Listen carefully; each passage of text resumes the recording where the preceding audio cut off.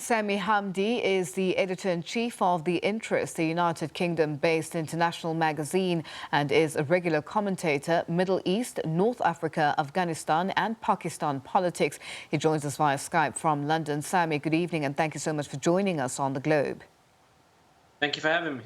Now, Sami, seeing a stampede, 50 people losing their lives, was this bound to happen with the previous days watching the scenes of thousands or millions of people in the streets of Iran and, in a procession, in support of Qasem Soleimani? Qasem Soleimani for the Iranians is considered the man who saved them from ISIS. He's considered the man who protected them from foreign evils, from foreign security threats. He was the man who didn't spend much time inside Iran. He was favored staying on the front line. He favored being in Iraq, being in Syria, being in Lebanon. This was a man who essentially organized all of the militias and made them so strong that when the Americans wanted to fight ISIS in Iraq, when they found that the army was weak and ISIS was knocking on the doors of Baghdad, the Americans were forced to allow those militias to fight against ISIS to drive them out of Iraq. This was a man who every time the Shiite parties in Baghdad would fight against one another, he would fly in from Tehran and form the government and continue to frustrate the US. So whatever controversies there are about his tactics, for the Iranians at least, he represents that wall, that sword against the US. Now, of course, the Iranians have also boosted that PR. They've also boosted that propaganda image of him as the savior, as this martyr. Iran is banging the war drums, not necessarily because it wants war, but it wants these pictures to go out to the world. It wants the world to see, to have this image of Iran as united behind a common purpose. But we have to also remember that just as we're seeing thousands of people on the streets today for Soleimani's funeral, we also saw thousands not too long ago, about 3-4 months ago, on the street in protest against the very regime that Qasem Soleimani sought to protect. In terms of the 50 people who died in a stampede, this is a common practice these days, at least in Shia congregations, whether that's in south of Iraq, in Najaf, in Karbala, and the like. It seems to be that it's a matter of crowd control more than anything else. Now, let's look at some shift from that and focus on some Western media reporting that Iran is moving around military equipment. Have these reports been confirmed by any Iranian leadership? I think the Iranian leadership is now talking about going to war with the US, talking about retaliation, talking about a confrontation. But I tend to describe it more, I think, and even though it's not the best way to put it, but as if somebody is sitting in a group talking with one another, he hits his hand in the door, but he doesn't want to show everybody that he's hurt. This was a big hit for the Iranians. This was their top military commander. This was their genius commander. This was the man who single-handedly rescued the Assad regime in Syria. It's incredibly embarrassing for the Iranians that such a commander was taken out in the blink of an eye. And this is why we see Iran beating its chest now, because it feels that humiliation. They didn't expect the US to respond in this way when it stormed the US embassy in Iraq, when it got its supporters to storm the US embassy in Iraq. So when we see these maneuvers, when we see these rocket attacks against US military bases that cause no casualties, when we see cyber attacks against irrelevant government institutions, when we see movement of military equipment that has no strategic sense or has no strategic importance. This is also that people, the media outlets, just as they described Soleimani as a significant hit against Iran, it's for the media outlets to big up Iran. And Washington is allowing this as well, because Washington wants negotiations. It knows Iran is not going to come to the table if it feels belittled and humiliated. So Iran is doing these maneuvers, whatnot, to try to regain some of that pride, some of that prestige that's been lost with this attack, without provoking the US into an all-out conflict. This is why I believe this is no more than chest pump. Now, what's the risk that US and United Kingdom citizens are facing who still find themselves in the Middle East countries? I think the risk is definitely high. I think even though that we won't go into an all-out war, I do think that the citizens who are caught up in the proxy countries, whether that's Iraq, whether that's Syria, whether that's Lebanon, they're the ones who are most under threat. US and Iran tend to settle their scores in other people's countries and other people's lands. They never settle it on their own territories in their own land. You'll note there hasn't actually been a U.S. attack on Iran mainland, just as like there hasn't been an attack by Iran on U.S. mainland. It's always been in Iraq, it's always been in Syria, it's always been in Lebanon.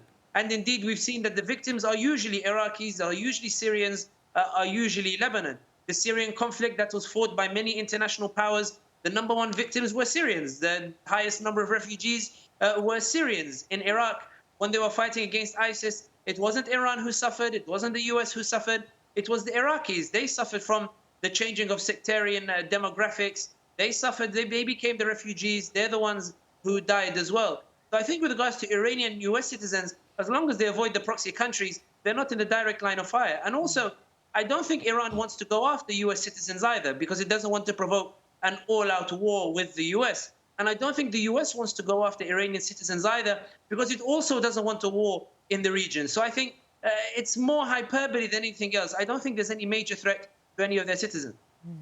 We've seen the rejection of the foreign minister of Iran's entry into the U.S. for a UN meeting and the reaction from that. What do you think is likely to happen? Are they going to continue rejecting access for Iranian leadership, or can this be resolved, especially considering the fact that he was going into the U.S.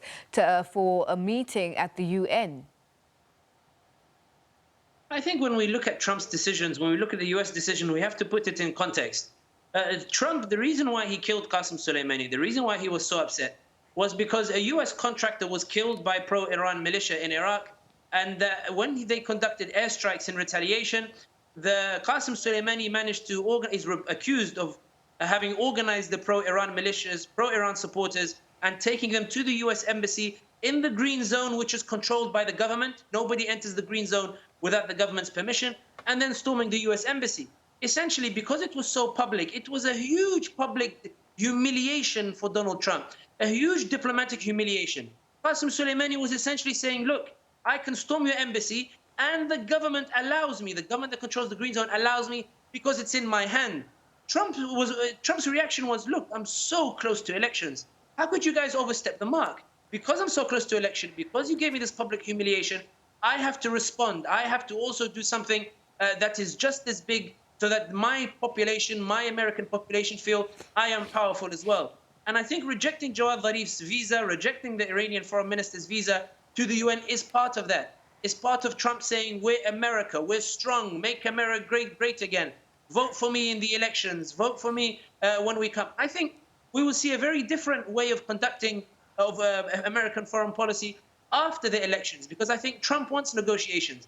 But I think given how badly his pride was hurt by the Iranians when they stormed the US embassy, he's doing these big feats, killing Qasem Soleimani, not giving the visa, all simply to restore that image of a strong American leader. And to be honest, he's succeeding.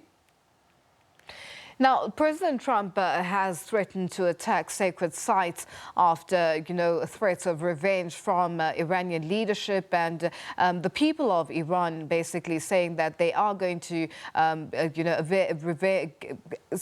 avenge Soleimani's killing or Soleimani's death. In terms of that, and the UN has come out to remind President Donald Trump in the US of the fact that the sites that he speaks of are sacred. And, do you think he would go ahead with that, with those attacks?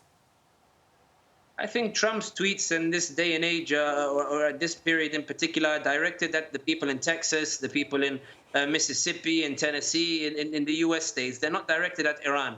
You'll see from some of the reactions from his supporters that when he made this tweet, they said, yeah, go on, show them who's boss, show them who's the man. It's all, I think it's all election campaigning from Donald Trump. And I think that's why he delivered his message to his electoral base, and the Pentagon delivered the real message to the world, which is that we're not going to go after cultural sites. We're not going to go after Iranian civilians. We're not going to go after war. We're asking for de-escalation. Mark Esper, the defense secretary, also said the same thing. We're looking for de-escalation.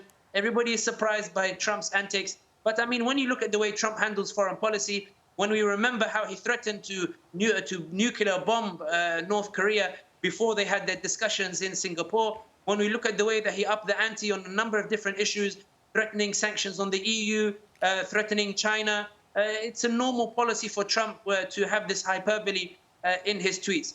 I don't think he wants to go to war with Iran. I don't think he wants to bomb Iran. I don't think he wants to go after their cultural sites or anything of the sort.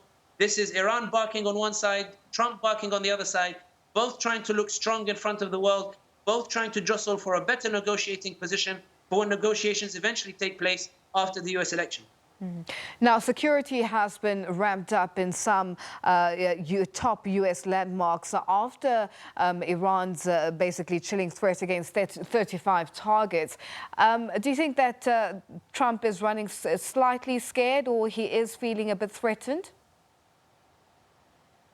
I think whether Trump feels threatened, it's tough to know. I think these kind of procedures are normal. I mean, when you've just killed Qasem Soleimani and put the region on the brink of a potential war, it's natural for you to take maneuvers to try to calm the people. Everybody is worried. I mean, in the last week or so, since Qasem Soleimani's death, everybody's been calling each other and asking each other, oh my God, are we going to war? Is it safe in the Middle East? Is it safe to travel? Normal people, civilians are naturally very worried, particularly those who don't follow the region. They are very concerned about what's going on. So in order to ease those tensions, it's not enough just to come out with a statement. It's not enough for people like me or other people to say, look, guys, there's not going to be a war. Don't worry about it. There needs to be these kind of measures taken in order to reassure the people, in order to make sure that the people don't become too frightened, don't become too scared. And that's all part of the process. It's why Iran is also realigning its militias, remobilizing its militias in Iraq. It's why the US is also conducting these particular maneuvers. I think it's more for PR. It's more to alleviate fears than anything to do with them expecting any particular retaliation from either party. Now, Sami, very quickly, just before we wrap up, the effects or the impact of the economy, the global economy, we've seen the pound and US dollar exchange rate sinking over, you know, the tensions in the Middle East. What do you think this is going to do for the global economy? I think we're likely to see a spike in the oil prices, which might cause some discomfort for normal people who are struggling from the global recession. But I think it's very good for oil nations in particular. Let's remember that Saudi Arabia its economy is suffering because of low oil prices. If oil prices suddenly go up, happy days. Same with the UAE, and ironically, same for the US as well, which has become a major oil exporter. So I think with regards to those markets, there may be fears in most of the industries, but in the industries that matter for these nations, which is energy, which is oil, which is arms industries, you'll see that Lockheed Martin, anybody who looks at the stock exchange, their stocks have soared over news of a potential conflict between Iran and the US. So I think for those who are in power, the impact on the economy will go in everybody's favor except Iran's. Sami Hamdi, thank you so much for joining us on The Globe this evening. That is Sami Hamdi. He is the editor-in-chief of The Interest, a United Kingdom-based international magazine, and is a regular commentator, Middle East, North Africa, Afghanistan and Pakistan politics. And he was joining us via Skype from London.